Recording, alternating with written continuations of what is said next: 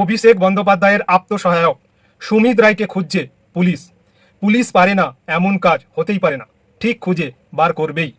সুমিতের শ্বশুর বাড়িতে সাংবাদিকদের উপরে কিরকম দুর্ব্যবহার করলো দেখুন।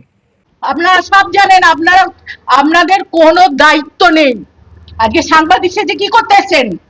আমরা সাংবাদিক সাজিনি, সাংবাদিক সেজে কি করছেন? নো সাংবাদিকতা, একে সাংবাদিকতা বলে না, লজ্জা পান। দেশের সর্বনাশ করছেন। আপনার নাম দিদি? আমার নাম যাই হোক, শ্বশুরবাড়ির আপনাদের কিচ্ছু বলার নেই। কি হচ্ছে সারা দুনিয়া দেখছে, বলার কিচ্ছু নেই, কোথাও কিচ্ছু বলার নেই, কিচ্ছু করার নেই। এখন কোথায় রয়েছে জানেন সুমিত? না, ওসব আমি পলিটিক্যাল ব্যাপারে নাক গলাই না। তাদের প্রত্যেকের প্রাইভেসি আছে, প্রত্যেকের তাদের স্বাধীনতা আছে। এখানে আপনার বাড়িতে আসে? স্বাধীনতা আছে, আসবে তো, শ্বশুর বাড়ি আসবে না? লাস্ট কবে এসেছিল? লাস্ট অনেক দিনে, ওর বাবা মারা যখন ফোন এসেছিল।